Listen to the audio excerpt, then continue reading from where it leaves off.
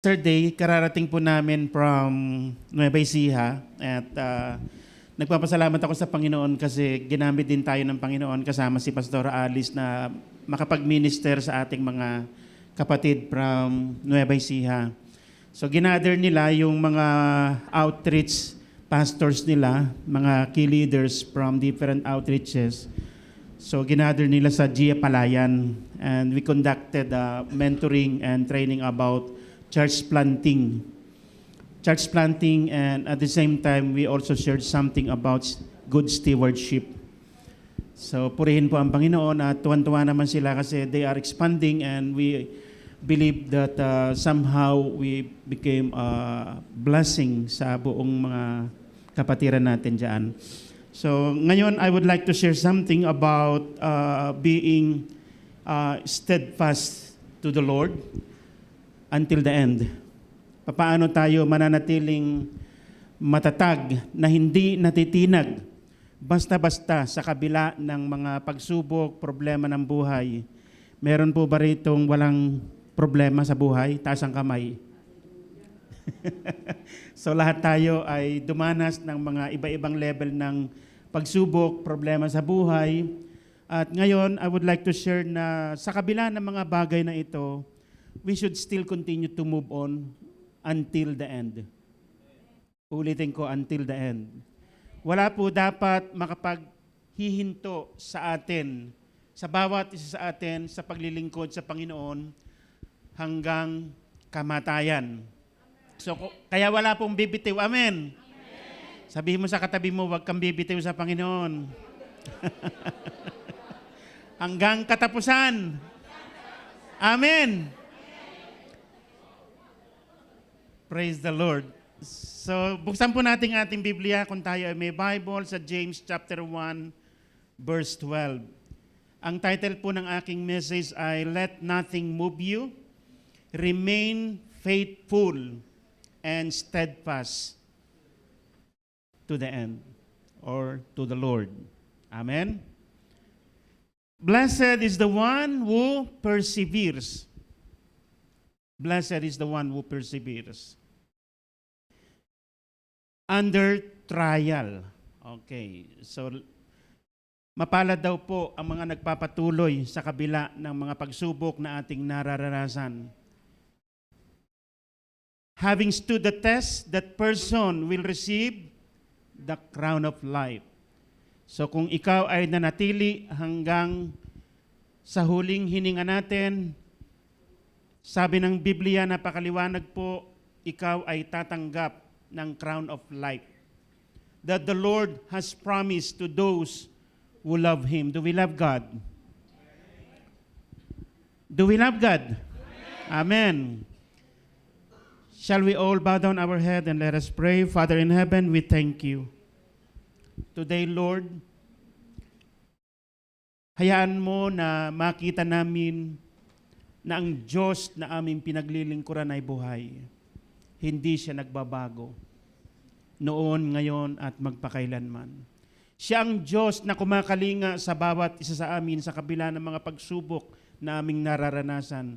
Sa kabila ng minsan ay kakulangan, ang Diyos ang aming kasapatan. Sa oras na ito, Panginoon, hayaan mo na maunawaan namin na sa kanila na mga nagpapatuloy hanggang wakas, hanggang sa panahon na makita ka namin face to face, Panginoon, sila ang mga tatanggap ng korona ng buhay. Hayaan mo, O Diyos, na sa umagang ito, makita namin na hindi dahilan ang mga problema, ang mga isyu ng buhay upang hindi kami makapagpatuloy. Salamat, O Diyos. Ngayon, buksan mo ang aming puso, ang aming isipan, upang lubos na maunawaan ng bawat isa sa amin na ikaw ang Diyos na buhay na aming kasama sa lahat ng panahon, sa lahat ng oras, sa lahat ng pagkakataon. Purihin ka, Panginoon. Ito po ang aming samot dalangin sa iyong dakilang pangalan. Amen. Kung tayo po ay gumraduate ng ating GSO o kung ang ilan naman sa inyo ay nag-undergo or pamilyar sa atin pong tinatawag na TNO Missions Academy, ito pong 5 crowns, do you still remember that?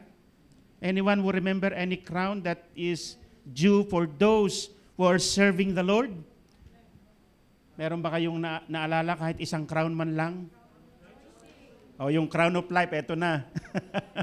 Hallelujah. Ano pa? Crown of? Come on. Rejoicing. Ano pa? Crown of?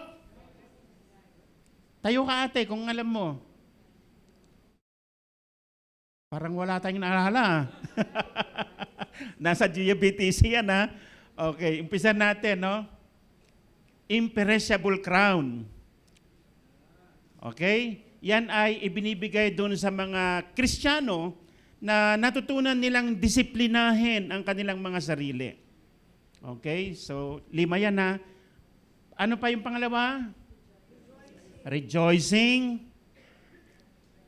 Ay, pinakita na pala eh. Hallelujah. Kaya pala alam na natin eh.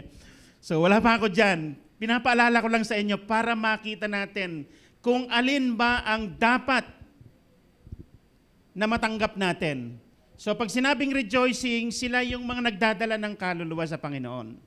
Amen? Yun namang righteousness, yung mga kapatid natin dyan na they are longing for the coming of our Lord Jesus. Amen? Then yung crown of glory para sa mga nag-aalaga ng tupa. Kahit na ikaw ay may cell group lang, ang crown na yan ay para sa iyo. At yung huli, ito ay yung mga willing mamatay para sa Panginoon. Hallelujah. Kung tatanungin ko kayo ngayon, are you willing to die for Christ? Ulitin ko. Are you willing to die for Christ? Mahina, no? So, we are willing but we are not in a hurry. Amen? Hindi tayo nagmamadali. Nakunin na ng Panginoon. Amen? Dahil marami pa siyang ipapagawa sa atin. But if in case na dumating yung pinakamahigpit na sitwasyon kagaya dun sa Middle East, alam niyo po ba mga kapatid sa Middle East, pagka ikaw ay nagpastor, dapat willing ka na mamatay para sa Panginoon. Bakit? Lalo na sa Saudi Arabia. I have been to Saudi Arabia and hindi ka pwedeng magdala basta-basta ng Biblia. Hindi mo rin alam kung nasaan ang fellowship na kagaya nito. Not unless someone shared to you the gospel. O kaya ikaw mismo ang nag-share kung ikaw ay Kristiyano. So malalaman mo kung nasaan yung mga gawaing kagaya nito. But if in case na isang araw may nag-tip sa inyo, dumating ang mga CID dyan, tatanungin, sino ang pastor nyo? Tuturo nyo si Pastor Elmer. So si Pastor Elmer makukulong. Makukulong kasama yung mga key leaders. And even to the point of death na kung sakaling hindi mo ma-depend yung sarili mo sa korte, kagaya nung nangyari yung 2 cases ng JIL doon sa Saudi Arabia. No? And I know also another person na na-meet ko sa UAE, nakulong din. Now, the whole Middle East, ganyan po ang sitwasyon. Maging dun sa UAE, just 1 month ago, nagpalabas po ang CDA. CDA, siya yung kumukontrol or Community Development Authority. Siya yung kumukontrol ng lahat ng mga religious group, organizations, at lahat ng mga grupo, civic groups, controlled niyan lahat. At sabi nila, lahat ng mga simbahan, there are around less than 300 churches in Dubai alone. You have to register. At pag nagpa-register ka, magbibigay ka ng documentation, legal documents. No? And pati yung accounts nyo monitored na. So, anytime na magka-problema, alam kung sinong dadamputin. At nagpalabas sila, pero ang GIA po, hindi ko po kami nagpa-register. Hindi kami nagpa-register. And GIA, though we are having around 28 churches so far in the whole of UAE, Not even one decided to register kasi ako naman magdedesisyon kung magre-register yung iba nating mga local church. So in short, hindi po kami nagpa-register. At last month, nagpalabas sila ng another law.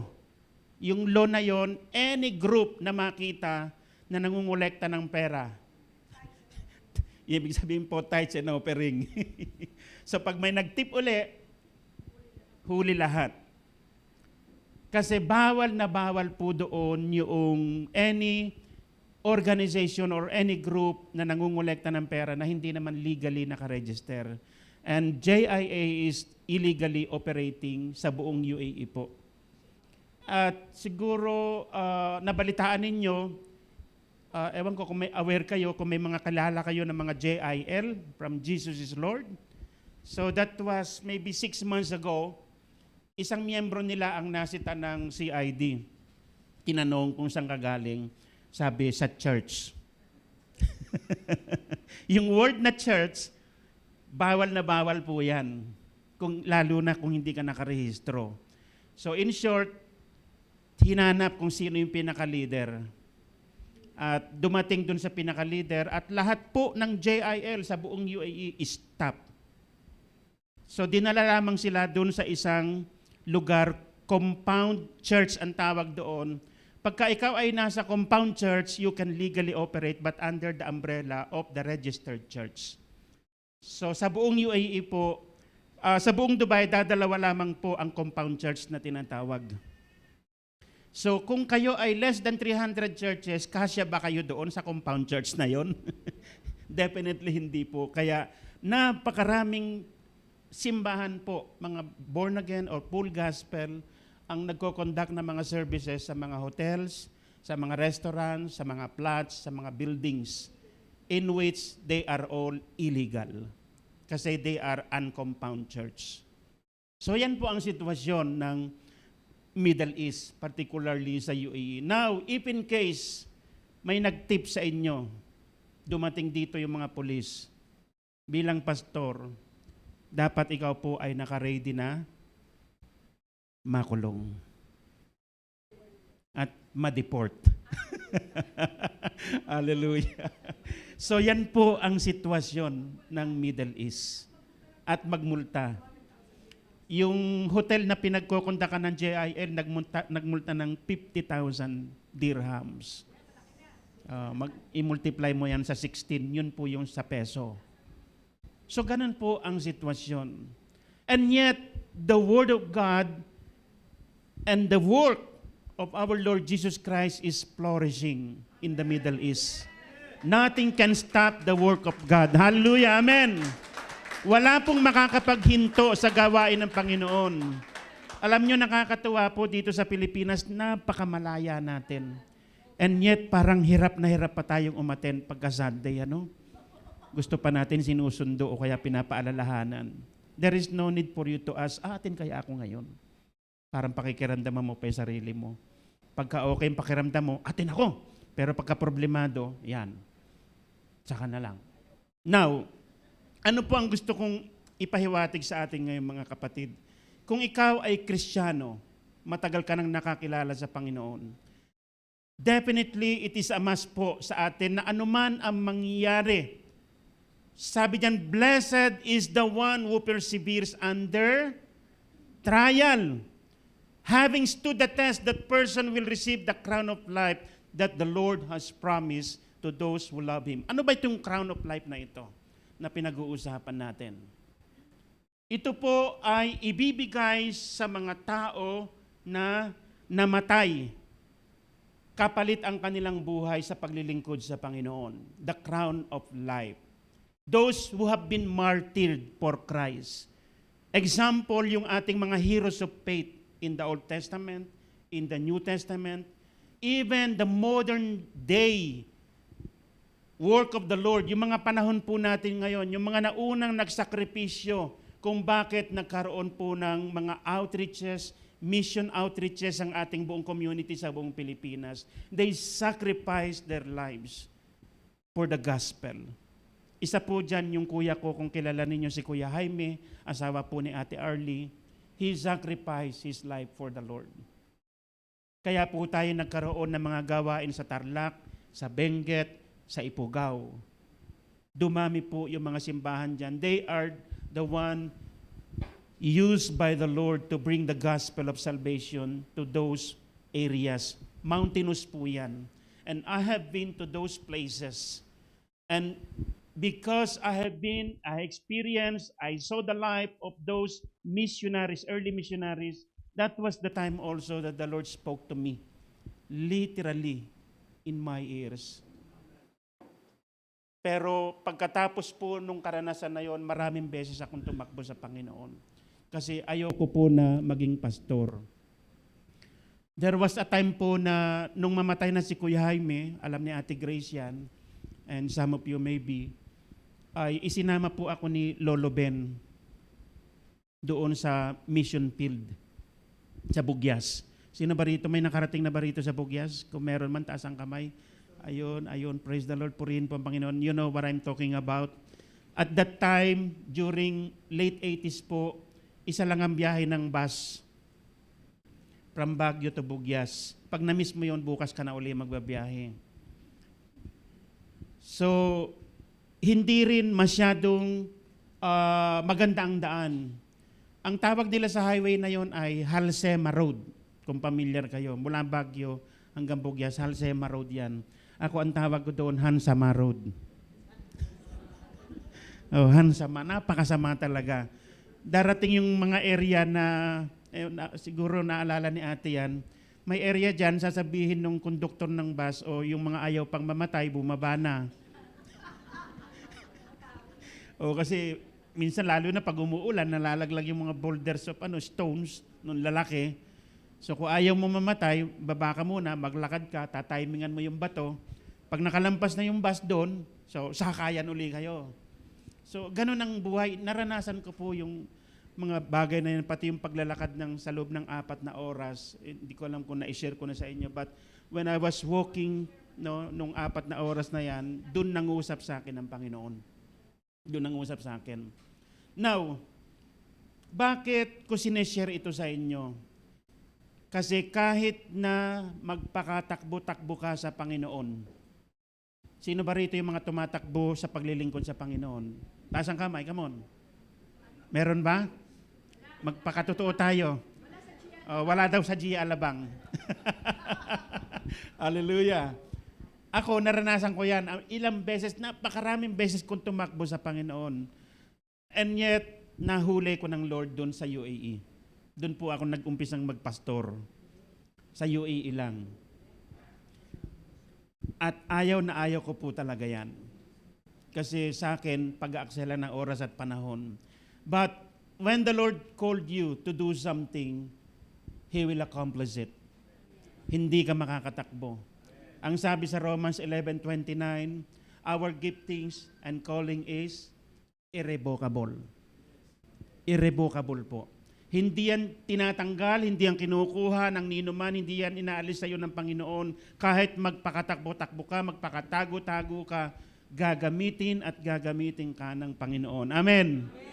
At pag nagdesisyon kang magpagamit sa Panginoon, dapat hanggang kamatayan. Oh, wala na nag-amen. Ulitin ko, pag nagdesisyon ka na sumunod sa Panginoon, huwag ka na magpatumpik-tumpik pa. Tuloy-tuloy, dire-diretso, hanggang? Hanggang? Ayan. So, sinong willing mamatay para sa Panginoon? Ayan, dumadami na. Hallelujah. So, malapit na makumbinse. Itong crown of life na ito, gusto ko lang bigyan ng konting background, mga kapatid. Gusto mo bang masama sa rapture? O, konti lang. Ulitin ko, yung rapture ay pag i-meet natin ang Lord sa air, sabi ng Bible. No, ito ay mangyayari bago mag-tribulation o yung 7 years tribulation. Kung ayaw mong masama sa rapture, makakasama ka sa tribulation. Kaya tatanungin ko uli, yung tribulation, 7 taong paghihirap yan. No, lahat ng paghihirap, maranasan mo. Name it and you will be able to experience it. Kaya kung ayaw mo maranasan yan, dapat masama ka sa rapture. Okay, so sinong gustong masama sa rapture? Ayan, praise the Lord, dumadami uli. So yung rapture po, sabi ng Bible, imimit tayo ng Panginoon sa air. And our physical bodies, it will be transformed into a glorified bodies. Kung anong katawan meron ng Panginoong Yesus nung umakyat siya sa langit, ganun din ang magiging katawan natin, glorified. Pero kung buhay ko pa, matatransform din yan. Kung namatay na, matatransform din. Okay? So yun po yung tinatawag natin na rapture. Kasi itong crown of life na ito and the rest of the 4 crowns, yung 5 crowns na yan, sabi dun sa huling kinanta natin, we will lay it down at the feet of Jesus. Naalala nyo? I-offer natin yan sa ating Panginoong Jesus. Kaya kung isang crown lang ang daladala mo, isa lang yung i-offer mo. Kung 5 crown yung daladala mo, 5 crown yung i-offer mo sa ating Panginoong Jesus. So, sinong gusto mag-offer ng 5 crown? Taas ang kamay. Ayan, dumadami uli. Mabilis naman pala kayo makumbinse.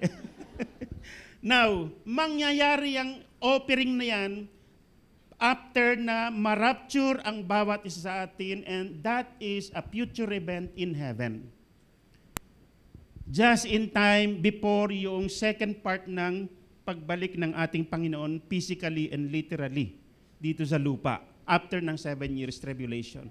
So yun po yung background nitong crown of life na ito. At ito ay ibibigay doon sa mga tao daw na nagtiis hanggang wakas. Now, gusto ko na ang bawat isa atin, sa pagpapatuloy natin sa Panginoon, kasi maraming problema. Ako ang dami kong problemang na-encounter. Name it, at naranasan ko na yan. Sa ministry, sa pamilya, individual, halos naranasan ko na lahat ng issue, pati mga problema. Pag dumating itong mga problemang ito, pagsubok na ito, can you still say, Lord, I will still serve you? I will still work for kingdom. Pag dumating, kasi maraming nalalagas, maraming humihinto pagdating ng pagsubok, namatayan, nasunugan, anything, name it. Issue sa ministry, hindi po nawawala ang issue sa ministry, issue sa pastor, issue sa individual. Pag lahat ng bagay na yan dumating, can you still say, Lord, I will continue to serve you until the end? Kaya nga po ito mga kapatid, nung ito ay aking maranasan, natutunan ko na lamang na tumingin sa ating Panginoon. Kasi wala po talagang perpekto. Pag tumingin ka sa kapwa mo, babagsak ka. Pag tumingin ka sa pastor, babagsak ka. Pag tumingin ka sa denominasyon, sa grupo, babagsak ka. Just look unto Jesus, the author and the finisher of our faith. Amen. Hindi po ako makakapagpatuloy at tatayo sa harapan nyo ngayon kung ako ay hindi nakatingin sa ating Panginoon. Maging sa simbahan na ito, sa community po na ito, marami po ako naranasan ng mga issues at problema. But I never look on those things. I just simply look on my Jesus. Amen. At pag nakatingin ka sa Panginoong Jesus, matatapos mo ang karera na binigay sa iyo ng Panginoon. 3 bagay lamang po ang gusto kong iwanan sa inyo sa umagang ito. Number 1, let nothing move you. Let nothing move you. Pangalawa, remain faithful. At pangatlo, be steadfast to the Lord. O ibig sabihin po sa Tagalog, hindi daw tayo dapat basta-basta natitinag sa kabila ng mga pagsubok, problema ng buhay, at manatili tayong tapat sa paglilingkod natin sa Panginoon, no matter what. At manatili tayong maging matatag sa ating Panginoon. Matatag. Hanggang kamatayan. So yan po yung 3 gusto kong iwanan sa atin sa umagang ito. Ang sabi po sa Revelations 2:10, do not fear any of those things which you are about to suffer. Indeed, the devil is about to throw some of you into prison. Nangyayari po yan sa China. Nangyayari po yan sa Saudi Arabia. Nangyayari po yan sa mga restricted countries, even Vietnam. Kaya nga dito sa Pilipinas, napakamalaya natin na mag-share ng gospel. And yet, kung iisipin mo yung mga nangyayari sa mga bansang ito, yung mga restricted, they are willing to die for Christ for the sake of the gospel. Even our heroes of faith like Paul, the 12 disciples, they died for Christ. Kaya nga, ang bawat isa po sa atin, ang tanong ko sa inyo, are you willing to die for Christ? Our answer should be yes. We must be ready and prepared. Kasi ang buhay po sa mundong ito, hindi natin hawak. Hawak mo ba ang buhay mo? No. Ang sabi sa Psalm 90 verse 10, pwede tayong mabuhay between 70 to 80. Yan po ang lifespan. At pasok po ang lifespan ng Pilipino. Pag ginugel mo, ang ating average lifespan ng mga Pilipino ay, sabi ni Google, 72. Kaya pasok yung sinasabi ng Bible. Hallelujah. Napa-hallelujah tuloy yung biyanan ko. Ilang ka na ba, ma? 78 ka na. Wow, malakas pa rin yung aking biyanan. Praise the Lord. Purihin po ang Panginoon. For the glory of God. Ang sabi sa Bible, pagka ikaw ay nag-exercise o kaya ay controlled mo yung iyong food intake at mahal mo ang buhay mo, so abot ka hanggang 80. Okay? Pero ang average lang ay between 70 to 80. So pasok po yung mga Pilipino. Ngayon, ang tanong, hanggang kailan ka mabubuhay sa mundong ito? Hindi natin alam. Nobody knows. Tama? Nobody knows. Now, habang nabubuhay ka, gamitin mo yung buhay mo para sa Panginoon. Can we promise that to our God? Kasi pwedeng ang lakas-lakas mo ngayon. Natulog ka lang. Kinabukasan tulog ka pa rin. At nagtuloy-tuloy tulog na. Di ba? Hindi po natin kontrolado ang buhay na ito. Kaya kung tayo ay kukunin ng Panginoon, dapat tayo lahat po ay nakahanda, naka-ready. Na masasabi natin, Lord, these are the crowns. Kasi itong mga crowns na to, it will be judged. Titingnan lang ng Panginoon pag tayo natin sa harapan niya. Sabi nga sa Bible, His eyes is like a fire. Alam na alam niya, wala kang pwedeng itago kung ano yung ginawa mo dito sa lupa. It will be consumed. Ang matitira lang yung mga precious stones.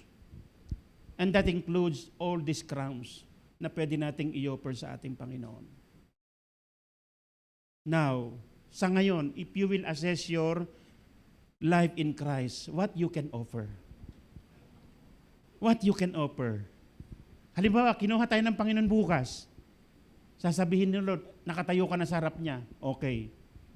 Pastor Alice, wala na palang pastor doon. Alice, what have you done while you were still on earth?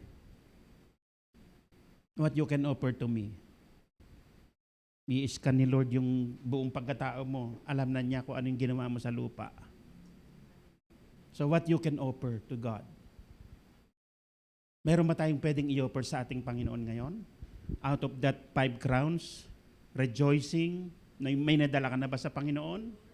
Righteousness, are you longing for the coming of our Lord Jesus? Or do you discipline, do you involve yourselves into prayer and fasting na pag dineclare ni Pastor, fasting tayo ng 1 week? Ay, hindi ko kaya yan. 1 araw lang. O kaya 1 meal. Hindi natin kayang disiplinahin yung sarili natin. Do we discipline ourselves for the work of the Lord? Are we taking care of someone na kahit isa lang, no? Leader ka na. Kahit 2 lang, leader ka na. Pwede mo bang sabihin leader na wala kang nililid? Hindi siguro, no? Di ba? Sa ating principle ng GSO, dapat ang lahat sa atin ay merong inaalagaan. Saan mag-uumpisa? Isa lang or 2. BCC. Naunawaan po ba natin yung BCC? Basic community cell. So dapat po bawat isa sa atin, meron kang inaalagaan sa Panginoon. Sino ba rito yung mga, if I may ask, merong hinahawakan, inaalagaan, kahit isa lang or dalawa, taas ang kamay, huwag ka mahiya sa Panginoon. Come on! Oh, very few lang ha. Ulitin ko. Sino ba rito yung may inaalagaan sa Panginoon? Dinidisciple, kahit isa lang, taas ang kamay, mga kapatid, taas. Okay, kung wala pa, take this as a challenge. At least, meron kang isang crown, man lang. No? Crown of glory. Crown of glory. Gusto mo ba yon? So, ipag-pray natin ngayon na bigyan tayo ng kabigatan sa ating puso na meron tayong alagaan sa Panginoon. Gusto ko na mag-isip ka ng dalawang pangalan ngayon. Dalawang pangalan lang. Dalawa lang. Pwedeng kapamilya, pwedeng kapatid, by flesh, by biological, pwedeng kaibigan, pwedeng kapitbahay, pwedeng kamag-anak, pwedeng kapamilya. Meron ka ba nun? Kung meron ka nun, mag-isip ka ng dalawang pangalan. And take this as a challenge. At least you have this crown of glory. Can we pray for that? So, isipin mo ngayon yung dalawang pangalan na yon. Sa palayan nga, 5 ang challenge ko eh. 5 pangalan by the end of December 2026. Dito, 2 lang by the end of 2026. Kaya ba yon? At tingnan mo ha, kung tayo, sabihin na natin, 100 tayo ngayon dito. Imumultiply mo sa 2. Ilan yon? Grabe, no? So, ibig sabihin, after 1 year, abay, hindi na tayo kasya rito. Nakikita ba natin? Baka meron na tayong monitor sa 2nd floor. Patatanggal na ni Kuya Elmer yung mga wallings dyan. Or lilipat na kayo sa mas malaking lugar. Gusto nyo ba yon? Amen! So, ipag-pray natin yung dalawa ngayon. Shall we all rise up and let us pray for that 2 names? Take this as a challenge. So, meron na po kayong 2 pangalan. Amen. Ama naming Diyos, sa oras po na ito, tinatanggap po namin ito bilang isang challenge. Kami po ay nangangako sa iyo sa oras na ito, Panginoon. Nais naming itaas ngayon sa iyong paanan ang 2 pangalan na ito. Maaring sila ay aming kamag-anak, kapamilya. Maaring sila ay aming kaibigan, katrabaho, kaeskwela. Or anyone, Lord, na malapit sa amin. Hayaan mong bigyan mo ng kabigatan ang bawat isa sa amin ngayon. No matter how long we have been serving you in the ministry, maring sinasabi namin kami ay wala pang sapat na kaalaman, bata pa kami sa pananampalataya, but we have something in our hearts to share. There is a testimony. There is a miracle that you have done in our lives, O Lord, that is more than enough that we could share to everyone. Today, Lord, give us that burden. We pray personally, Lord, na hipuin mo ang puso ng taong ito. Banggitin natin yung pangalan. Gamitin mo kami, Panginoon, bilang instrumento na iyong kaligtasan at pagmamahal. Maring sila ay aming kamag-anak, kakilala, kaibigan, kaeskwela, kapitbahay, kamag-anak, Lord. Tanggapin nila isang araw ang salita mo. Gamitin mo kami bilang instrumento ng iyong kaligtasan sa mga taong ito. At kine-claim namin, Lord, na bago matapos ang taon na ito, sa pamagitan ng sama-samang panalangin na ito, sila ay tatanggap sa iyo bilang personal na Panginoon at tagapagligtas. We are praying that this place will be filled with people, O Lord God, worshiping you. This place, Lord, pupunuin mo ng mga taong sasamba sa iyo, Panginoon, at darating ang pagkakataon, hindi na sila kasya, Lord, sa lugar na ito. Hahanap na sila ng mas malaking lugar, Panginoon. Dahil ang lugar na ito ay mapupuno daan-daan mga tao, libo-libong mga tao, Lord. Multiply this place, Lord. Multiply the worshipers in this place. Multiply the skills and talents in this place, O Lord, in Jesus' mighty name. Father, we are praying that in the coming days, O Lord God, something great will happen in this ministry. We claim it, O God. This is our prayer in Jesus' mighty name. Amen. Sige po, maupo na po tayo. Persevere means perseverance, or it refers to the determined effort and persistence to achieve a goal. Kung ikaw ay nagpe-persevere or you persevere until the end, ito po ang sinasabi ng definition dyan. Determined ka raw, no? Yung meron kang effort or persistence to achieve a goal. Meron ka bang goal? Even in the midst of adversity, kahit na mahirap ang sitwasyon, you still persist to overcome and to attain that goal. So that is perseverance. You are not giving up, even facing hardship along the process. Someone who continues to work towards the goal, pushes through challenges, and refuses to give up. Refuses to give up despite difficulties, setbacks, and discouragement. Lahat naman po talaga ito nangyayari. There are setbacks, discouragement. Minsan, nadi-discourage ka. But if you really want to persevere and to overcome all these things, you will continue no matter what. Amen. So yan po ang definition ng perseverance. Now, do you love God? In Romans 8:35, next slide na. Who shall separate us? Sabi diyan, who shall separate us? If you really love God, no, nothing can separate us from the love of God. Sabi diyan, who shall separate us from the love of Christ? Shall tribulation, or distress, or persecution, or famine, or nakedness, or peril, or sword? Ibig sabihin, pag sinabing sword, hanggang kamatayan. Wala pong makakapagpahiwalay sa atin sa pag-ibig ng Diyos because Jesus Christ first loved us.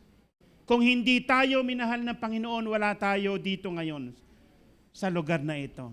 Ang Diyos, Jesus, ang unang nagmahal sa iyo. Wala naman tayong pwedeng ipagmalaki sa Panginoon. Meron ka bang pwedeng ipagmalaki sa Panginoon nung ikaw ay natagpuan niya?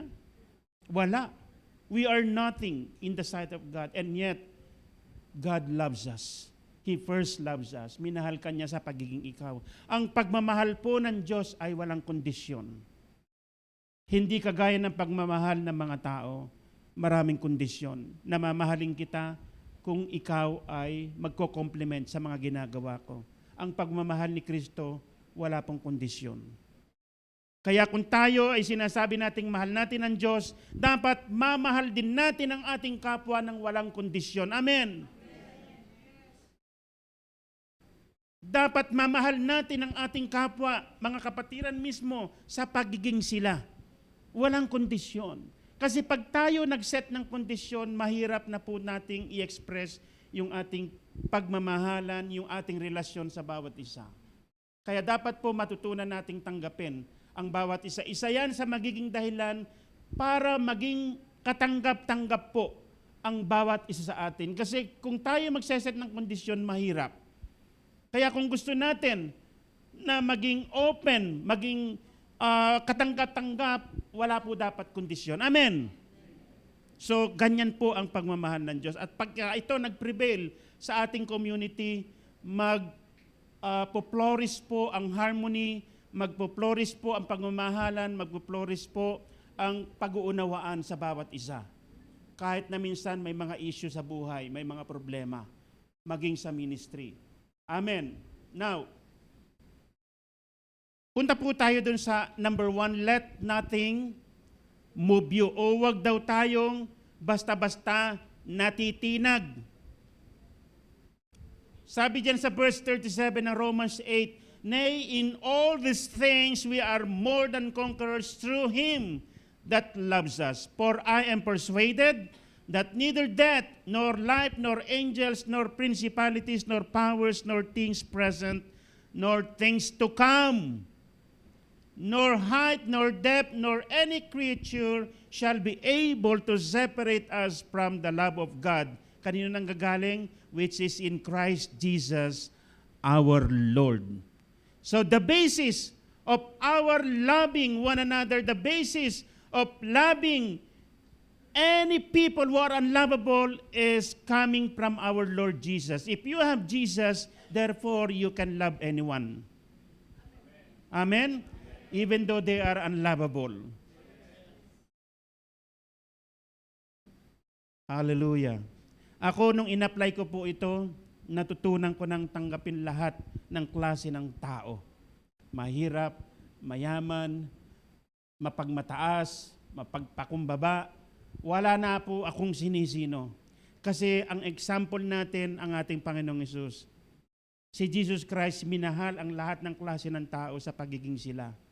In fact, if you will go back to the history, naranasan mo na bang sampalin, duraan? Sabi nga ng salita ng Diyos, nakikibahagi ka pa lang sa naranasan ng ating Panginoong Hesus kung ikaw ay nakakaranas man nito. Nakikibahagi ka pa lang. Hindi mo pa naranasan yung naranasan talaga ng ating Panginoong Hesus nung siya'y nandito sa lupa, tinadyakan, niluraan. Naranasan mo na bang duraan ng kapwa mo? Hindi pa siguro. Pagka ikaw ay dinuraan ng kapwa mo, parang ikaw na yung isang pinakamababang klase ng tao. And yet, our Lord Jesus Christ experienced it and He overcomes. Amen. Kaya wala pong sapat na dahilan para sabihin mong hindi mo kayang mahalin ang ating kapwa. Sapagkat si Jesus, ginawa niya mismo. Siya ang ating example. Now, yung pangalawa, na nais ko i-share sa inyo. Remain faithful to the end. Or, dapat daw tayong manatiling tapat. Tapat hanggang wagas. Matthew 10:22 sabi diyan, you will be hated by everyone because of me. Sino ba rito nakaranas nito? Na dati yung mga barkada mo kumpleto. Nung nakakilala ka isang araw sa Panginoon, isa-isang nawala.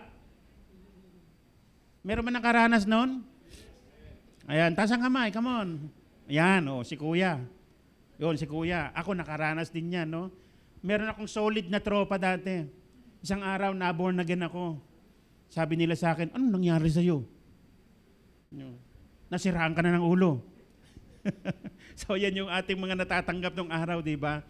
Kaya yung Bible na binigay sa akin ng Kuya, kung malaki, biglang lumiit, naging Gideons na lang. Yun yung uso sa university nung araw, di ba? Yung Gideons, yan. Binubulsa mo lang para hindi halata. Hindi halatang born again. Pero madidiscover at madidiscover nila eh. Amen? At pag na-discover nila, kantsaw na katakot-takot ang naabutin mo. Ganun ang inabot ko. Kantsaw na katakot-takot. At para akong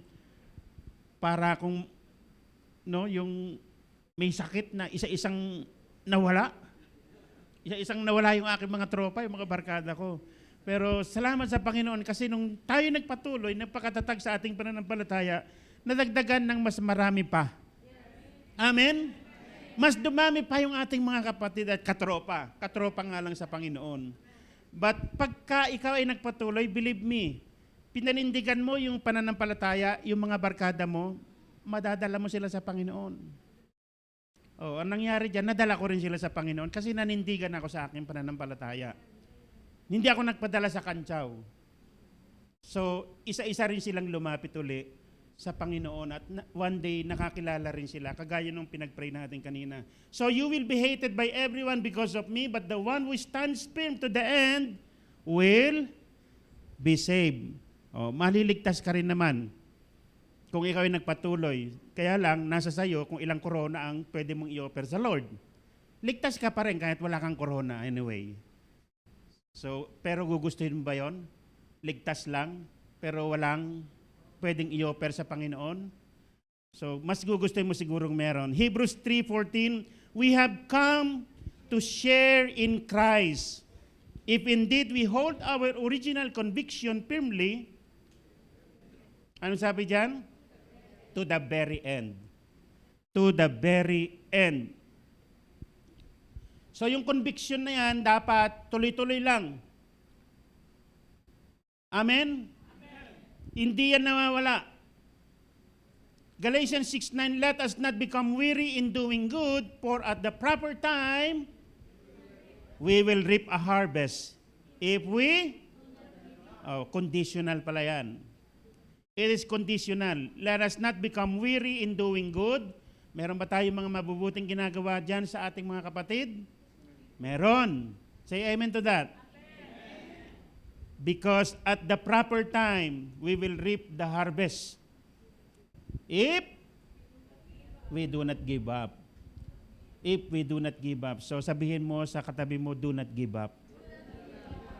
Huwag kang gi-give up. Hallelujah. No matter what. Ako maraming beses na rin ako nag-isip. Pero nung ma-realize ko na wala pala akong i-offer sa Panginoon, at anytime pwedeng kunin ng Lord yung buhay ko, so sabi ko, it is pointless no, na mag-give up. Kailangan talaga magtuloy-tuloy. No matter what. Amen? Kahit na gaano kahirap. Tuloy-tuloy lang tayo sa paglilingkod sa Panginoon. Because at the proper time, sabi dyan, if we will not give up, so God will give our rewards. So yung lastly, na gusto ko i-share sa inyo, mabilis lang tong message na to kasi sabi ko kay Pastor Alice, mag-share ka rin ng something. Kaya times 2 po kami. Be steadfast in loving God. Be steadfast in loving God. Dapat daw magpakatatag tayo.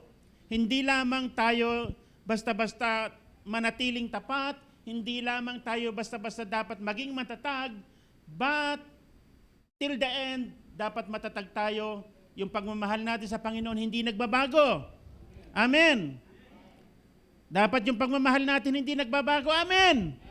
Yan, praise the Lord. So sabi sa 1 Corinthians 15:58, therefore, my beloved brothers, be steadfast, immovable, always abounding in the work of the Lord, knowing that in the Lord your labor is not in vain. So hindi po nababaliwala. Maliit man, malaki, ikaw man ay nandyan man sa ministry, tiga-ayos lang na instrument, nakikita yan ng Panginoon. Kasi baka akala mo yung ministry mo maliit lang, tiga-ayos ka lang ng bangko. Kala mo maliit na ministry lang, pero nakikita yan ng Panginoon because God looks upon our heart. Amen. Alam niyo ba ako, nung ako ay nasa ministry sa abroad, ang unang-una kong ministry, driver. Ako po ay driver. Kaya ang encouragement ko doon sa mga worker natin sa Lord, lalo na yung mga nagko-commit sa transport ministry, kasi sa Middle East, hindi pwedeng walang transport. Hindi pwedeng walang transport. Ibig sabihin, may taga-sundo talaga kasi wala namang tricycle. Wala rin taxi.